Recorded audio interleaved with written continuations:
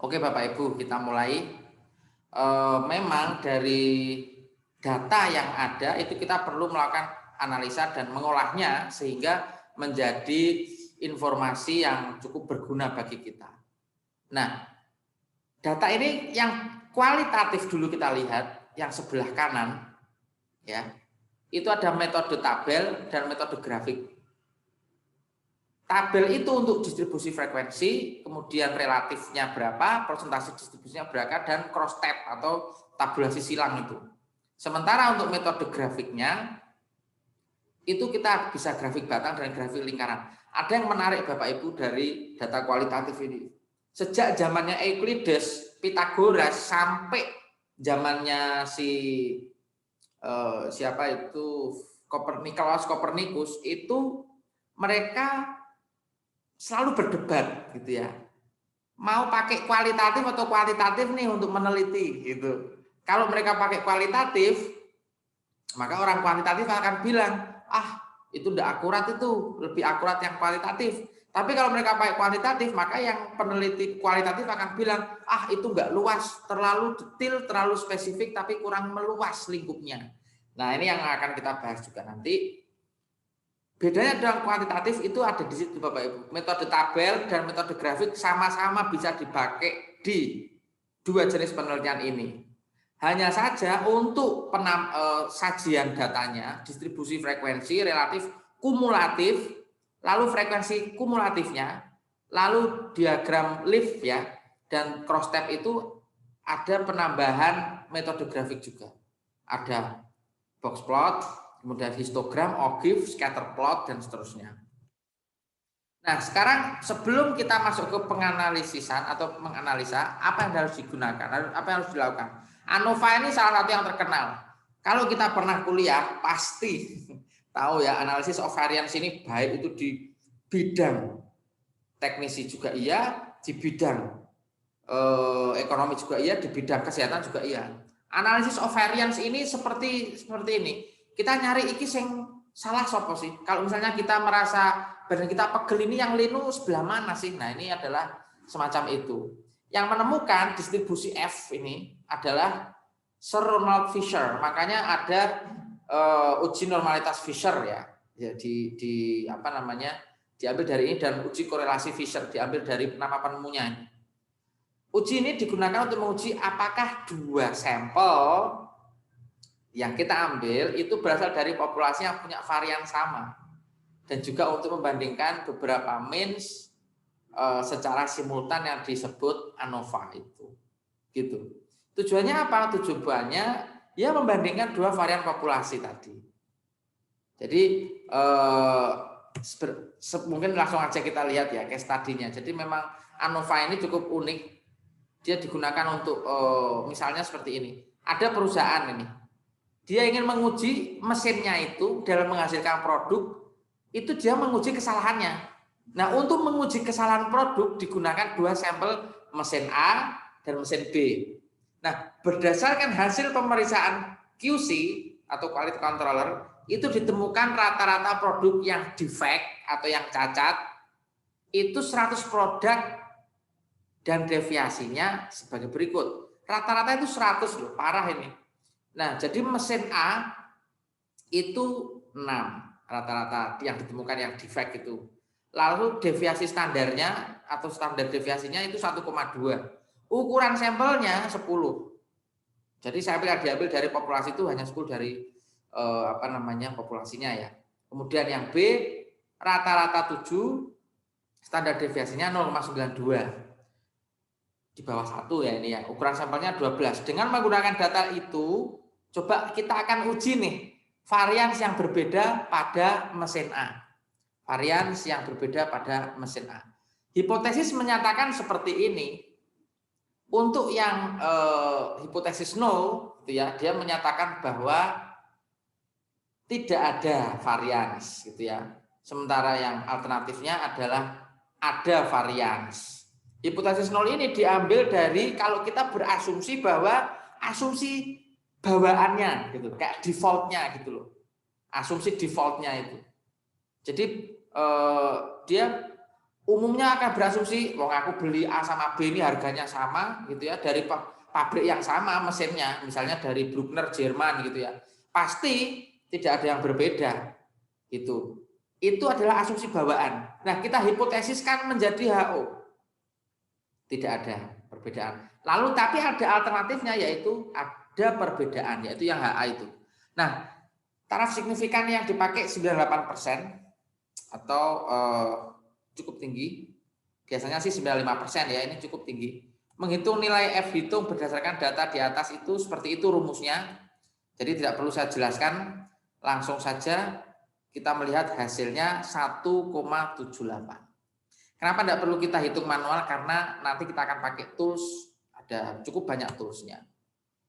Nah, berikutnya adalah setelah kita sudah menemukan gitu ya, F hitungnya ini 1,78.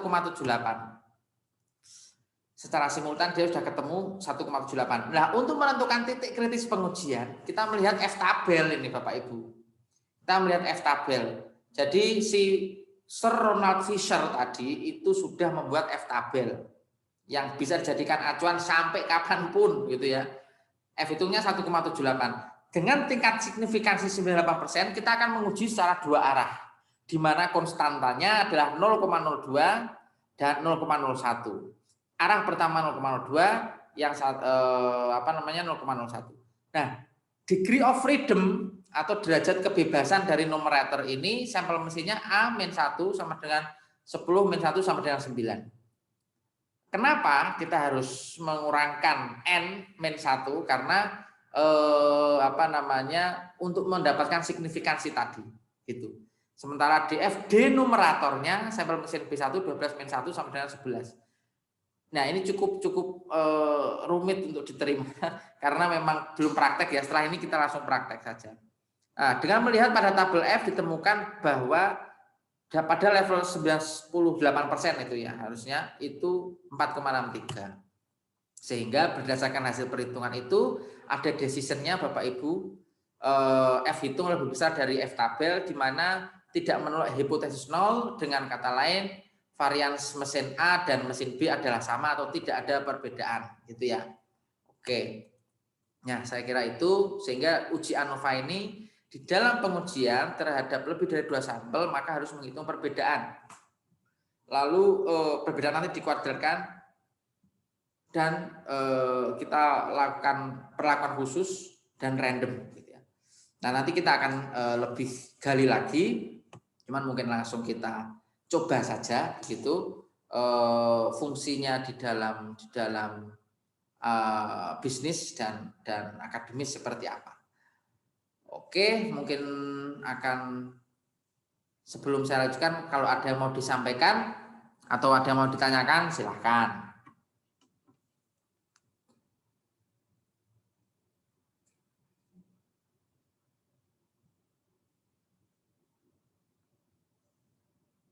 Oke.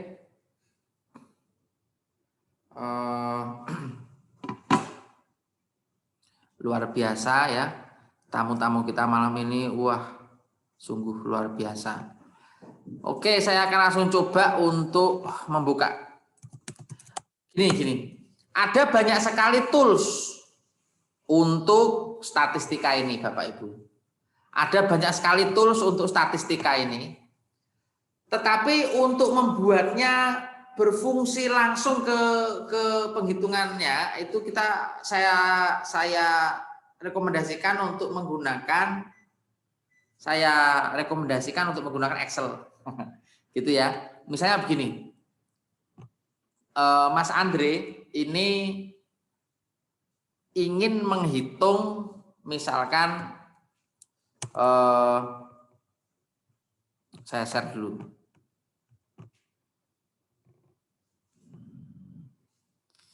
Oke, saya rasa sudah kelihatan. Ya, saya akan share dulu. Misalkan ya seperti ini.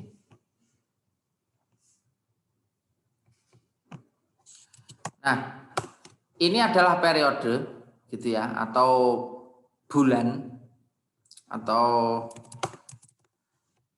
ada 12 bulan dalam 1 tahun. Nah, Mas Andre mau melihat 6 bulan ke depan penjualannya berapa berdasarkan 6 bulan lalu. Oke, katakanlah di sini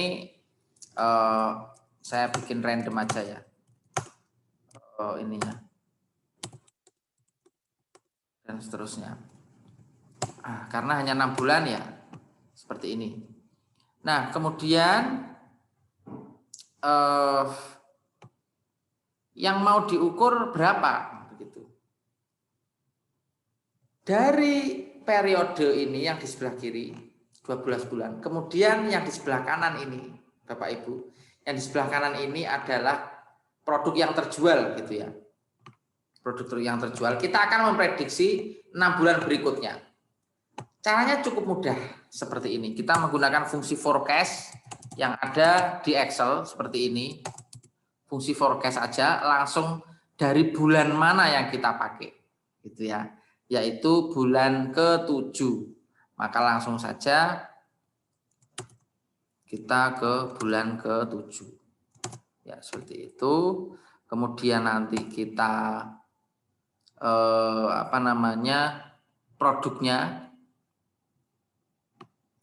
produknya terjual berapa, lalu periode sebelumnya. Ya, seperti ini. Kita kunci dulu karena ini agak error, saya harus manual kuncinya.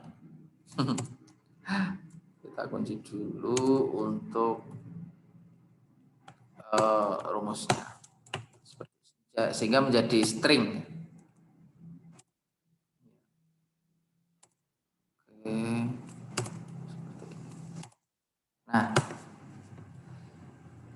ternyata menjadi 44 gitu dengan asumsi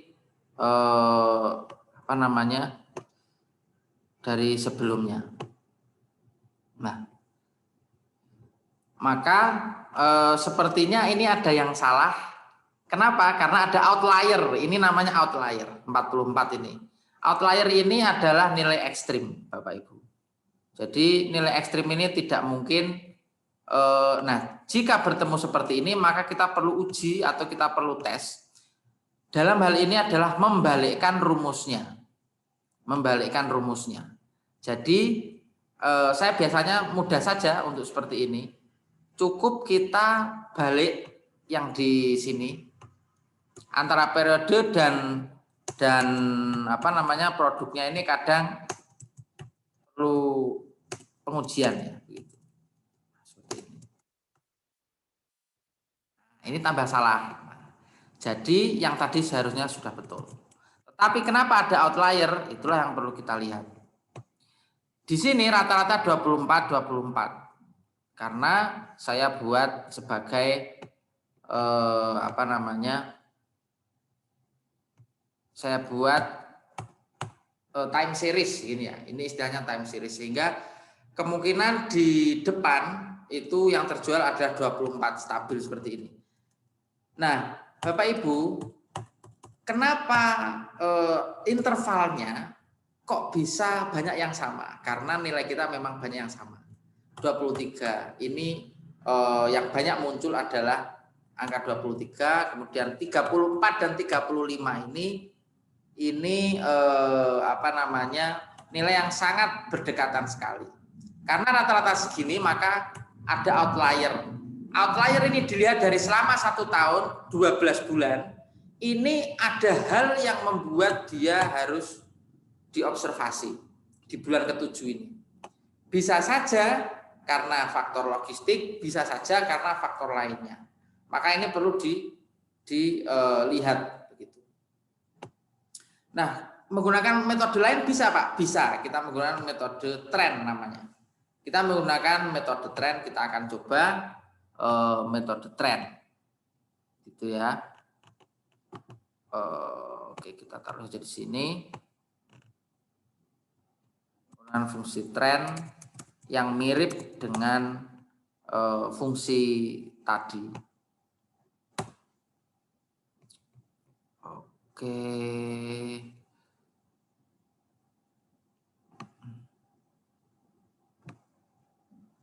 Kemudian ya, jadi ini agak susah karena tidak bisa ngunci ya. Mungkin untuk tren bisa mengacu ke sini saja, gitu trennya. Tapi biasanya tren itu 3 tahunan kalau tidak salah. Tren itu 3 tahunan. Nah, mungkin kita langsung coba ke analisisnya, gitu. Kalau kita mau melakukan katakanlah kita mau menganalisa dari hasil penjualan, gitu. Nah, kita mau analisa nih hasil penjualannya berapa. Karena ada outlier, pasti hasilnya ini akan menarik sekali. Nah, sebelum saya lanjut, kalau ada yang mau ditanyakan atau mau disanggah, ditanggapi silahkan. Nah, kalau misalkan kita mau menguji, gitu ya, katakanlah ada penjualan di tahun, misalkan kita mau menguji faktor dari distribusi terhadap penjualan, gitu ya. Misalnya ini adalah menjadi X1. Kemudian ini adalah X2 atau ini Y-nya, gitu aja ya, sederhana saja. Jadi ini misalkan hasil kuesioner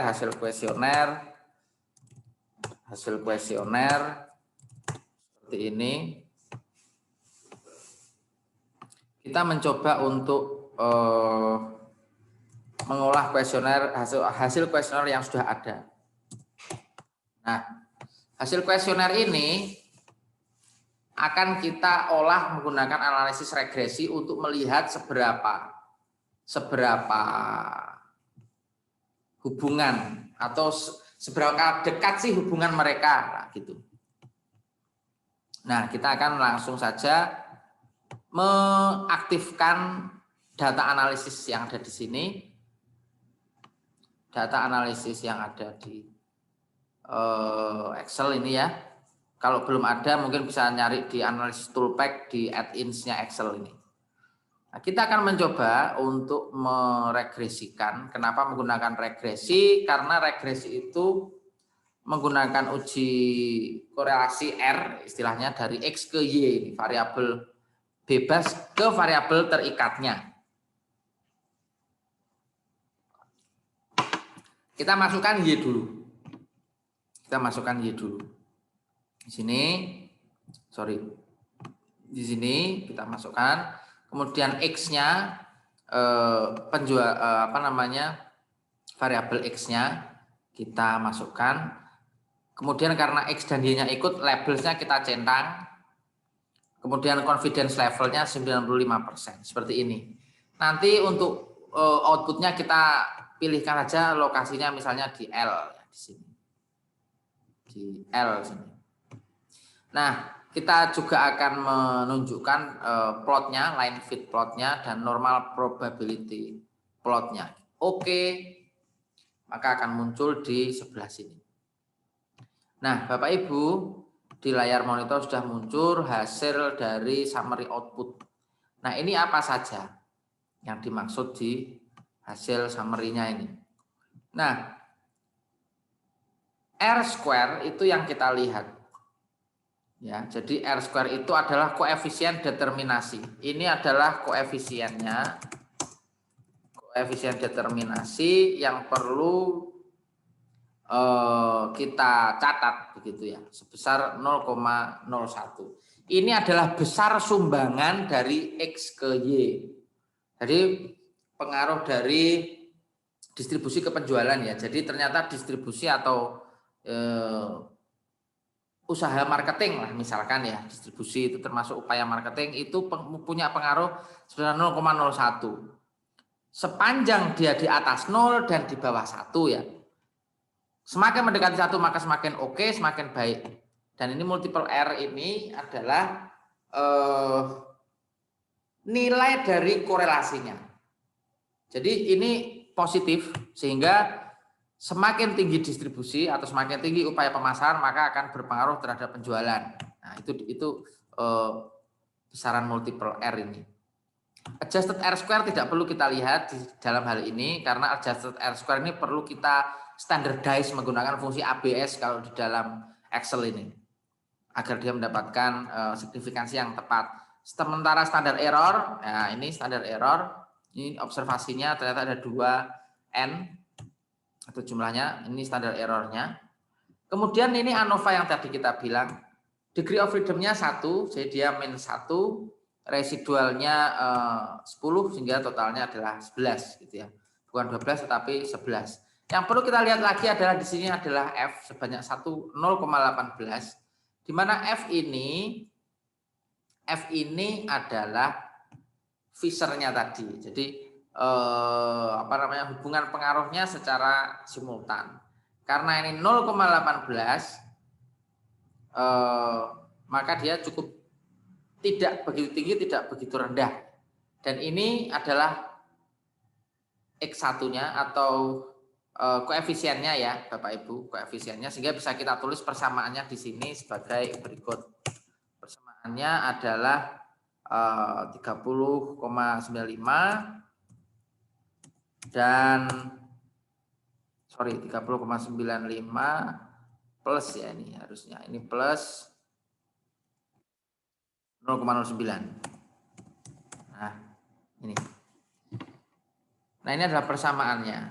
Nah, cara kita melihatnya kalau selain dari F tadi ya, uji F itu adalah uji T, di mana T hitung ini harus lebih tinggi dari T tabel. Ini. T hitung sebenarnya 0,43 ini harus lebih tinggi dari T tabel. Jadi nanti harus dibandingkan dengan T tabel, bisa di-download Bapak Ibu.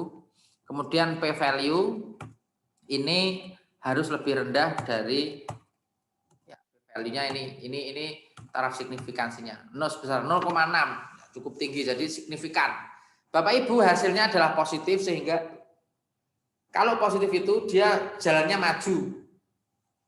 Ya, jadi ini positif dan signifikan. Positif dan signifikan. Positif itu jalannya maju, sehingga semakin ada upaya distribusi, semakin tinggi distribusinya berjalan, maka semakin besar atau semakin tinggi pula penjualan. Signifikansinya adalah taraf kepastian gitu ya, atau taraf signifikan, dan 0,676 itu termasuk tinggi gitu ya, termasuk baik.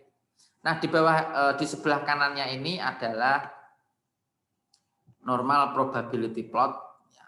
Yang pertama adalah variabel plot line-nya X1 ya. Ini terdistribusi rata seperti ini karena dia ini predicted Y-nya ya di sini. Dia berada dekat dengan Y X ya. Ini. Jadi dia bisa dilihat dari plot ini bahwa mereka berkaitan satu sama lain atau dekat sekali hubungannya. Sementara untuk normalitasnya mereka terdistribusi normal karena ke kanan tidak terlalu tinggi, ke kiri juga tidak terlalu rendah. Artinya mereka rata-rata seimbang. Ya, ini seperti ini. Di angka 20 untuk variabelnya. Oke, nah sementara ini residunya seperti ini. Residual output ya seperti ini. Oke, ini residual output predicted Y dan X. Saya rasa itu mungkin tidak banyak yang bisa saya share, hanya mungkin saya ingin sampaikan bahwa ada banyak sekali tools yang bisa kita pakai Bapak Ibu untuk melakukan analisa data ini. Ada banyak tools, ada cukup waktu dan juga tools yang bisa kita manfaatkan. Misalnya kalau kita mau memvisualisasikan data, kita bisa pakai Tableau atau Power BI. Misalnya kita mau data mining, kita bisa pakai WK. Kita mau manual saja pakai Excel bisa juga gitu ya. Nah, mungkin ada pertanyaan-pertanyaan dari teman-teman yang ingin disampaikan ke saya, nggak apa-apa. Nanti akan kita coba ujikan. Tapi sebelumnya izinkan saya mungkin untuk menunjukkan ini ada Satu tools yang saya rasa Bapak Ibu perlu coba yaitu Public Tableau, namanya Tableau ini. Di sini untuk kegiatan penelitian misalkan mungkin Pak Yusron sedang mau meneliti tentang kesehatan gitu ya, WHO apa segala macam. Nah, ini di sini ada. Dan Bapak Ibu bisa langsung coba secara gratis Tableau ini. Tidak perlu harus kursus, harus belajar data science apa, enggak perlu. Langsung kalau ini. Jadi nanti di sini Bapak Ibu bisa cari data-data set, istilahnya data set ya, atau serangkaian data yang digunakan ya seperti ini. Ini tentang musim Taipan ya, kemudian peneliti-peneliti di luar negeri banyak sekali yang tergabung di sini. Nah, ini ada sejarah tentang cryptocurrency, Bapak Ibu bisa tentang uang digital, bisa dilihat di sini. Dan misalnya kita cari contoh inilah ya, tentang uang digital ini.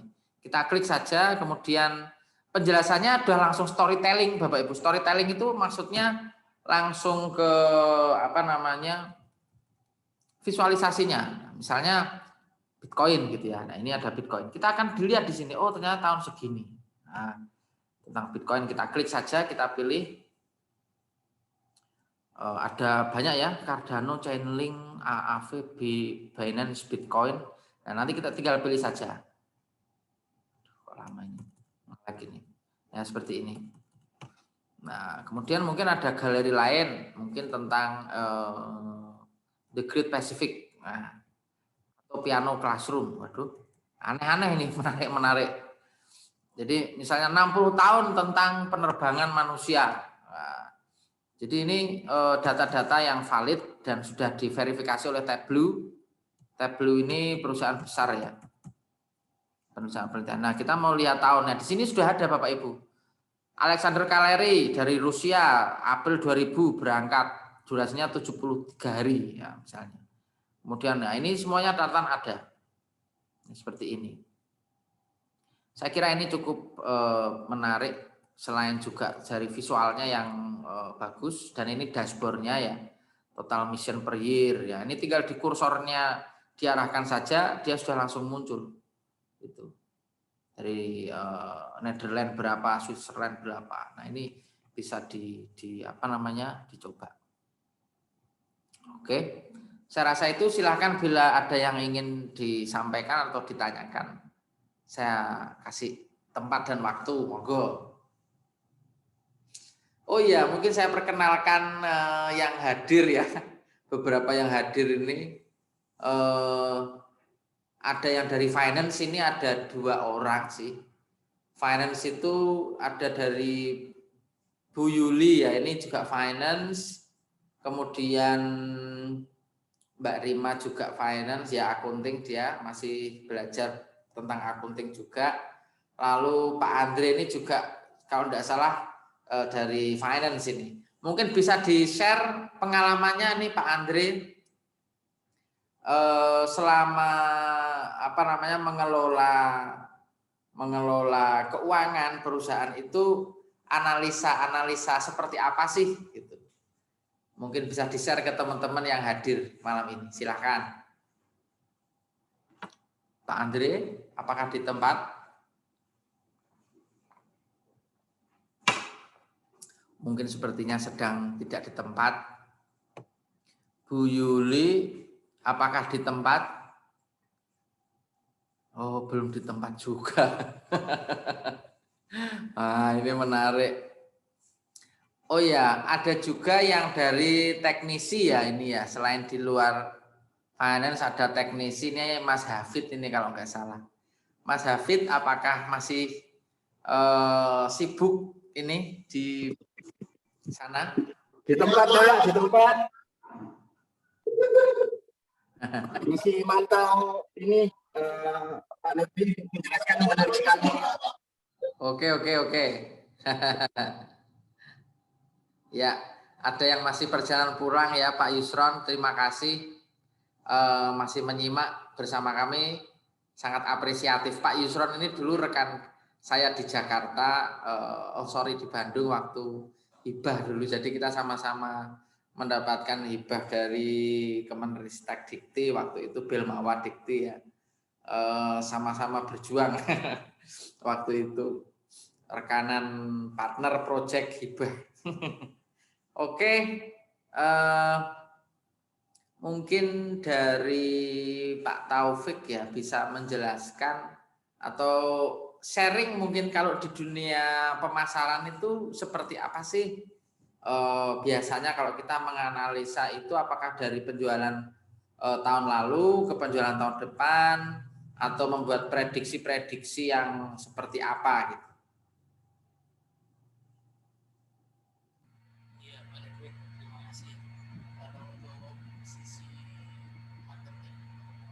Kurang keras ya Pak suaranya ya.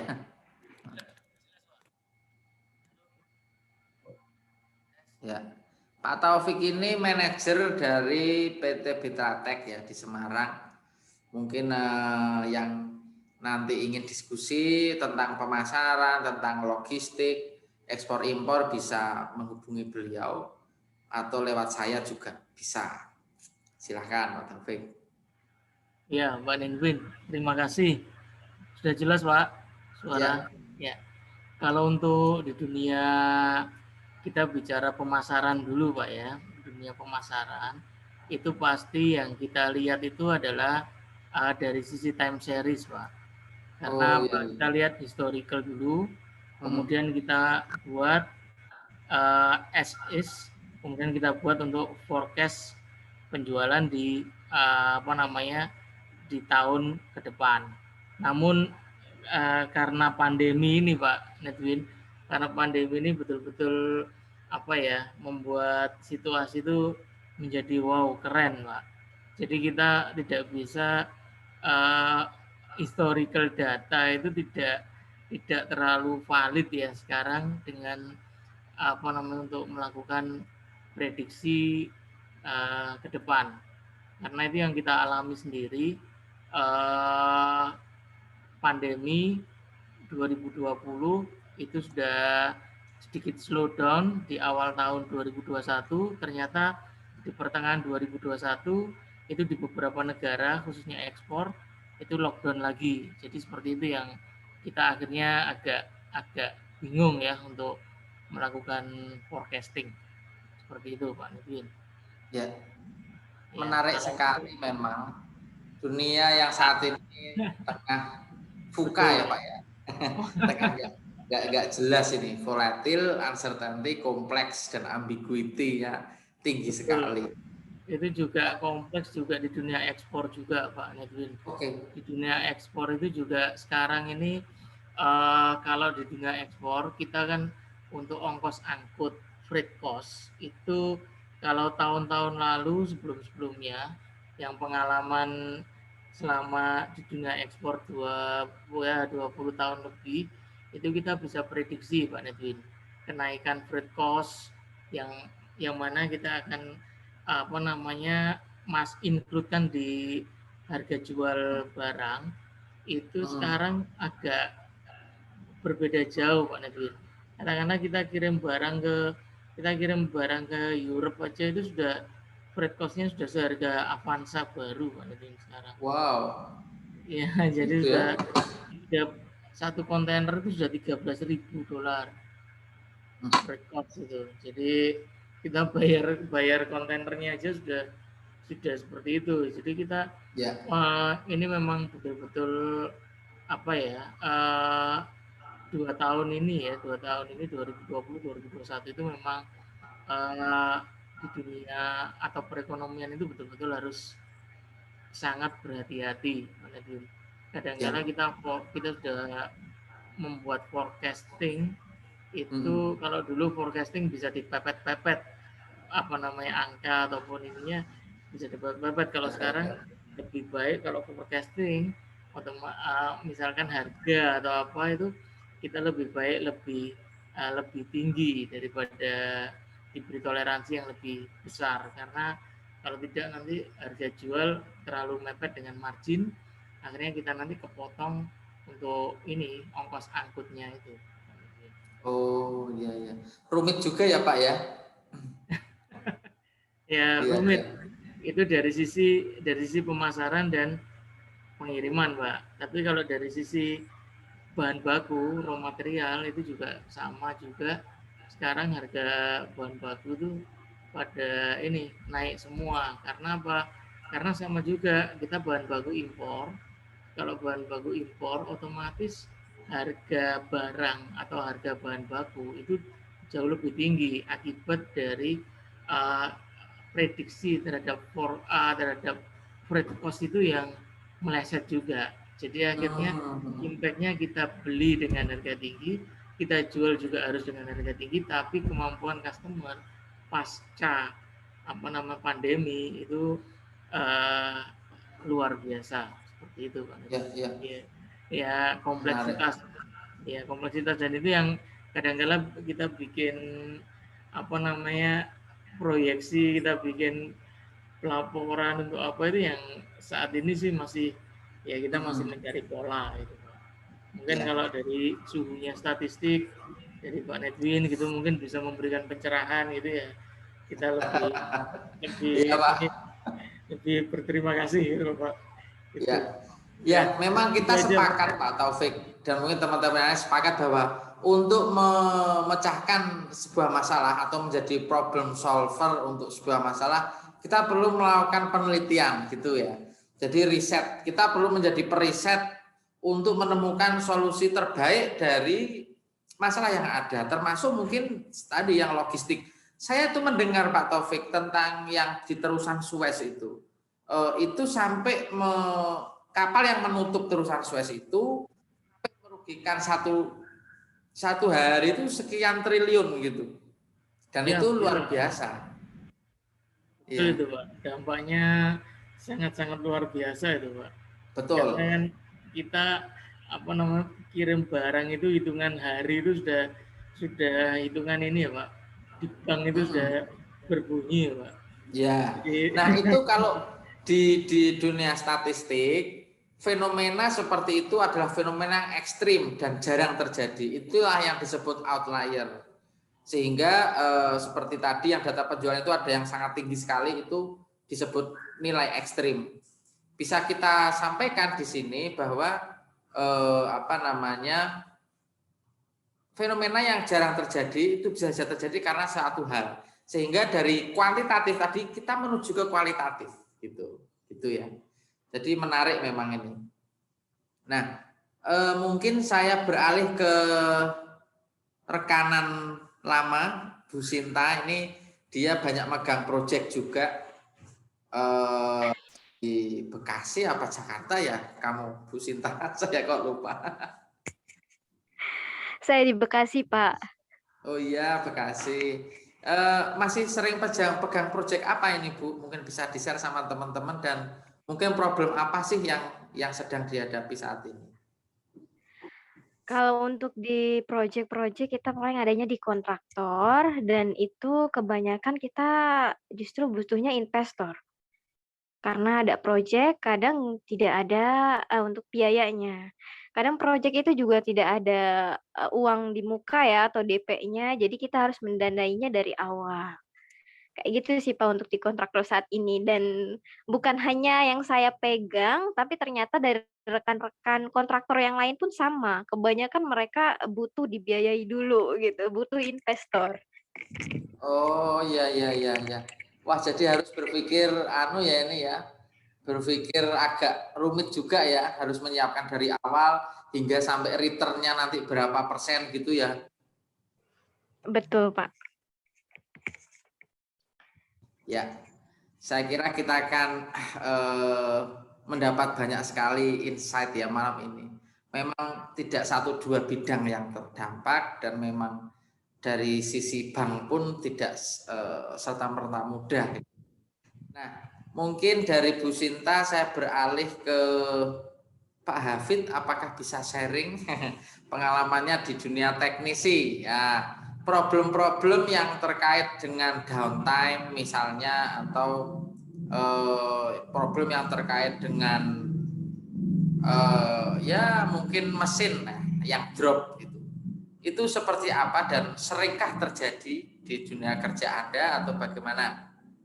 Silakan. Oh, Pak Hafid sedang bertugas ini sepertinya. Sambil ini deh, enggak apa-apa ya.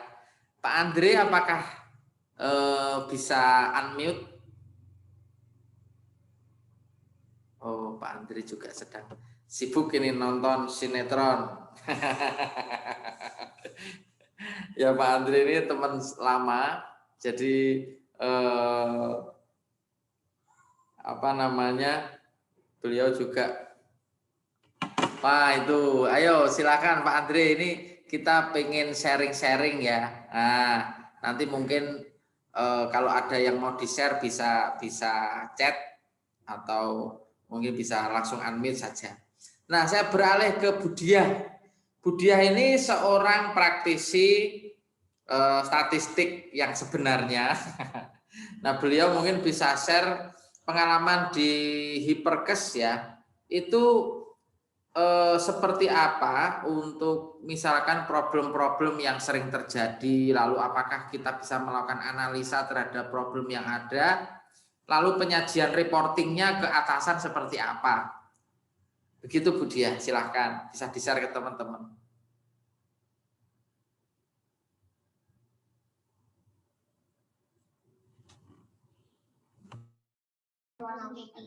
Terima kasih Pak Edwin. Tes, suara saya kedengeran? Ya Bu, silahkan Bu. Sebenarnya saya tuh masih banyak belajar dengan Pak Edwin, jujur. Makanya saya semangat mengikutinya. Jadi kalau di Hiperkes, kita kan bidangnya kesehatan ya Pak ya. Bapak-bapak semua. Jadi kita lebih ke, kalau data, kita biasanya nguji, kita kan ke lingkungan pengaruh biasanya kayak pencemaran, udara, dan yang lainnya. Biasanya kita cuma, customer kita itu adalah perusahaan-perusahaan yang punya cerobong yang tinggi-tinggi seperti itu.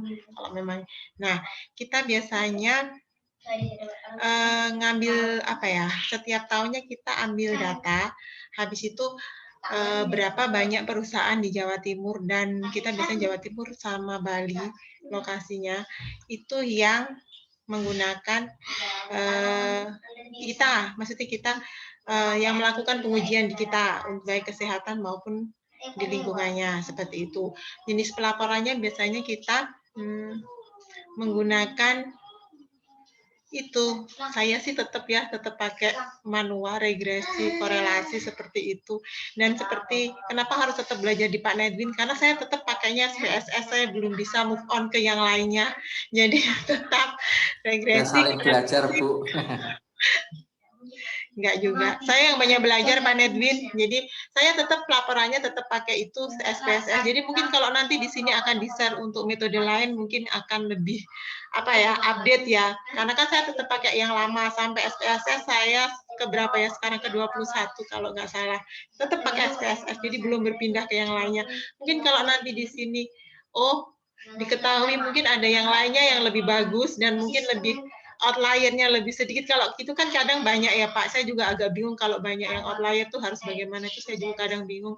Nah mungkin ada metode lain yang mungkin akan lebih mudah dan lebih praktis dibanding SPSS, mungkin nanti bisa di-share di sini. Terima kasih. Iya Bu Dia, terima kasih. Memang kita perlu saling belajar. Saya kira saya juga tidak mungkin menyelesaikan masalah statistika di bidang listrik misalnya karena bukan bidang saya, atau menyelesaikan di bidang kesehatan tanpa data yang jelas. Tentu itu ya perlu sekali. Kaitannya dengan tools ya, itu ada cukup lumayan sebetulnya. Mungkin saya bisa share sedikit di sini. Kalau kita mau pakai katakanlah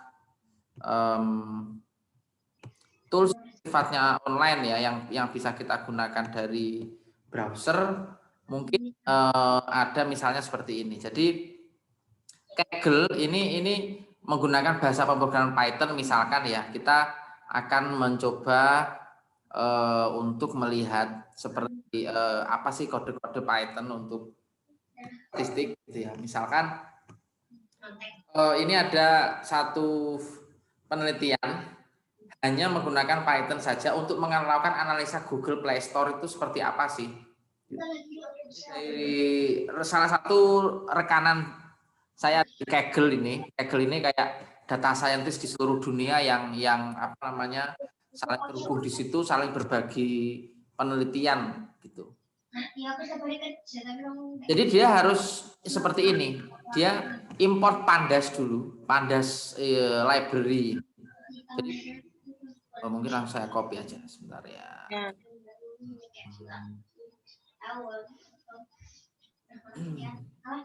Saya banyak belajar tentang statistik di Python ya di sini. Jadi banyak sekali peneliti-peneliti yang kemudian apa namanya istilahnya melakukan uji coba gitu di sini. Nah, EDA ini adalah exploratory data analysis, Bapak Ibu. Exploratory data analysis adalah menganalisis data secara eksploratif, terus menerus di deskripsikan sehingga muncul satu parameter tertentu untuk mengajukan hipotesis. Nah ini analisa dan visualisasi, gitu ya. Kita harus mengimport Pandas dulu. Kenapa Pandas harus kita import? Karena Pandas ini adalah library. Ya, ini satu di sini. Ini adalah library untuk data analisis. Jadi termasuk di dalamnya adalah termasuk di dalamnya ada kita mau lihat data tertinggi, terbaru, terbagus dan seterusnya. Seaborn ini untuk membuat plotting. Matplotlib ini untuk memplotting. Matplotlib ini. Ini untuk melakukan plotting. Misalnya seperti ini. Ya, kita langsung saja akan keluar seperti apa, gitu ya hasil ininya. Untuk mengeluarkan kode-kode seperti ini kita langsung aja ini. Jadi running code-nya, Nah, datasetnya itu ada aplikasi, kategori, rating, review, size dan seterusnya, price dan seterusnya. Ini ada di sini.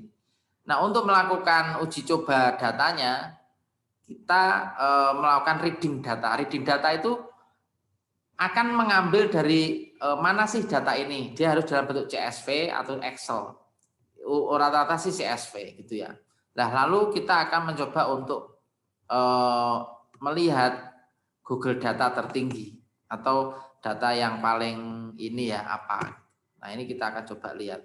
Nah, kalau ada error berarti ada yang inputan yang error gitu ya. Ini juga. Misalnya banyak yang error, ini banyak inputan yang error. Nah, ini adalah coding yang ada di Python ya seperti ini modelnya. Google Data Head. Ya, ini hanya melihat 7 angka tertinggi atau 7 saya seperti ini. 5 misalnya. Ini bisa kita ubah. Nah, ini cukup ini error ya karena kita kan masih menggunakan data raw tadi. Belum saya install package-nya ini. Nah, untuk missing value kita ada seperti ini. Jadi Budiah mungkin bisa melihat perbedaan yang cukup signifikan dengan SPSS yang mana kita hanya melakukan input tapi tidak melakukan programming dan coding ya. Jadi seperti itu perbedaannya. Mungkin Pak Edwin tanya. Jadi ya. ini nanti bisa untuk semua jenis pengujian. Jadi semua jenis kita kan alat analisisnya banyak ya. Jadi kalau bisa uji apapun bisa dipakai di sini ya. Bisa. Jadi Python ini berfungsi untuk segala jenis data, baik terstruktur dan tidak terstruktur. SPS kelemahannya ada 2 menurut saya, yaitu dia hanya bisa membaca data yang terstruktur saja. Ya, betul. Dan untuk big data dia tidak bisa. Dia ada kapasitas hanya sekian giga itulah database-nya. Kalau ini tidak terdata. Oh, iya. Ya gitu. Nah, mungkin itu salah satu yang ya tadi saya share ada Tableau sama ini ya, sama Python ini. Mungkin itu bisa secara teknis mungkin saya bisa ajarkan next time yang lebih hands on. Tapi secara konsep saya kira itu. Nah, nanti kasih contohnya ya suatu kalau ada yang ini season 2. Ya, Bu. Yang lebih hands on. Memang ini kan lebih ke pengantar, lebih ke introduksi gitu. Jadi intinya begini Bapak Ibu, kalau kita mau riset gitu ya, kita mau melakukan observasi, langsung saja dari awal datanya apa, kita tentukan datanya seperti apa, kemudian kualitatif atau kuantitatif. Nah, kualitatif atau kualitatif ini perlu kita sesuaikan dengan tujuan dari apa? Dari tujuan daripada penelitian kita. Kalau penelitian kita itu mau menjadi problem solver, mau melakukan pemecahan masalah, maka sebaiknya kita uji coba dua-duanya. Tapi kalau dia mau menemukan hipotesis baru, maka saya kira kualitatif lebih cocok. Nah, setelah data dikumpulkan, kemudian kita lakukan apa yang disebut sebagai exploratory data atau analisa data eksploratif.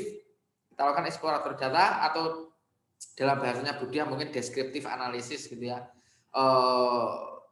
distribusi frekuensinya, ada berapa cowok, ada berapa cewek, berdasarkan latar belakang pekerjaan, berdasarkan latar belakang usia, berdasarkan latar belakang jabatan dan seterusnya.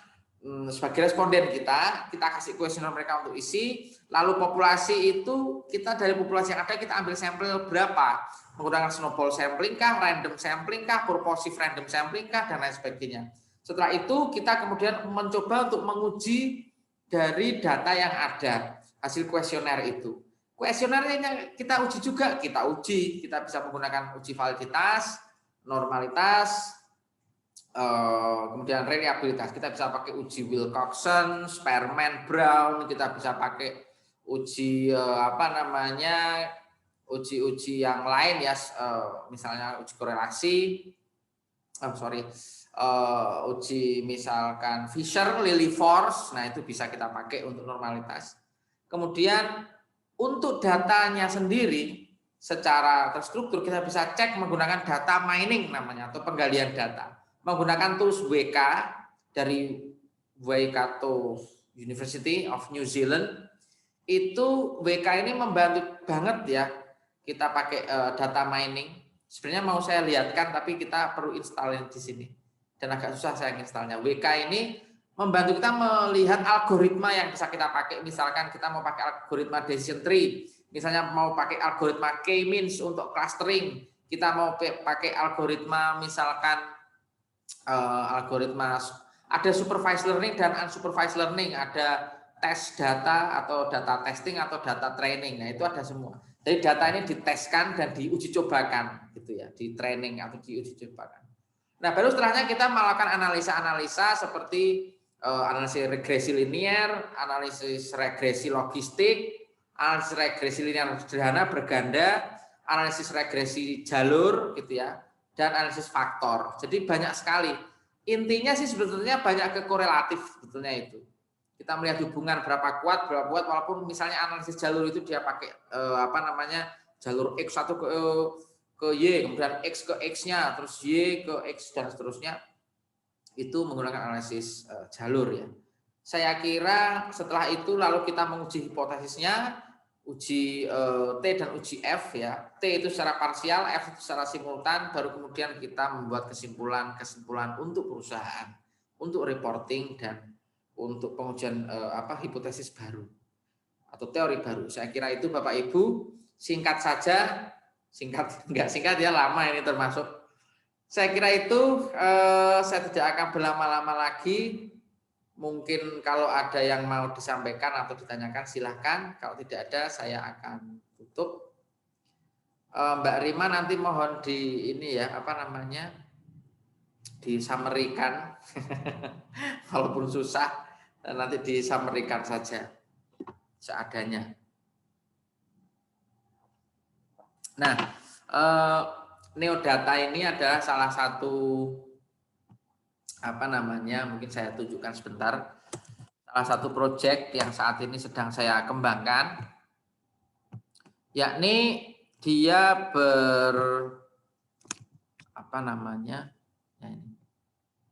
Nah, neodata ini mungkin nanti Bapak Ibu bisa melihat bahwa servis yang kita berikan, yang saya berikan ini adalah servis di bidang data, di mana data adalah sebagai salah satu penyusun atau pembuat kebijakan perusahaan dan pengambilan keputusan, begitu ya. Ini cukup menarik dan ini saya ingin menunjukkan bahwa saya cukup kredibel untuk menjadi partner bisnis klien untuk bidang data ini. Jadi saya juga sudah memegang atau memiliki badge ya, salah satunya dari City Guild. Nah, ini adalah salah satu lembaga tersertifikasi di London, UK untuk bidang digital dan saya tersertifikasi di situ. Lalu ini data science saya juga sudah dapat dari IBM, yang mana memang di sini saya mempelajari, waktu itu saya uji sertifikasi, ada data science, kemudian ada statistik, aljabar linear ya, matematika waktu itu. Ini tampilan saya di Credly ya, seperti ini. Oke, mungkin nanti saya dikira show off, cukup itu saja mungkin. Saya kira Bapak Ibu, saya cukupkan sekian. Terima kasih atas waktu dan tempatnya. Mungkin diskusi ini tidak terlalu menarik karena memang hal yang cukup sulit dipahami ya statistika itu. Tapi saya berharap dengan adanya ini kita bisa menjalin silaturahmi lagi lebih baik. Kita bisa saling berbagi ilmu lah istilahnya ya. Dan tidak keberatan bila berikutnya nanti kita adakan diskusi seperti ini lagi. Tadi terima kasih saya ucapkan khususnya untuk Pak Andre ya tadi yang tidak lama, kemudian Pak Yudo ya, dan Pak Yusron ya tadi sudah pulang duluan. Terima kasih untuk Bapak Ibu yang sudah hadir malam ini. Sukses selalu, sehat selalu untuk Anda dan sesi foto. Sesi foto ya yang mungkin bisa menghidupkan kamera, dihidupkan, yang enggak juga enggak apa-apa. Saya akan ambil foto ya, print screen di sini ya. Saya hitung ya Bapak Ibu. Kita foto 1, 2, 3. Ya. Oke. Terima kasih. Sampai ketemu di lain waktu. Sehat selalu untuk kita semua. Dadah. Assalamualaikum warahmatullahi wabarakatuh. Waalaikumsalam warahmatullahi wabarakatuh.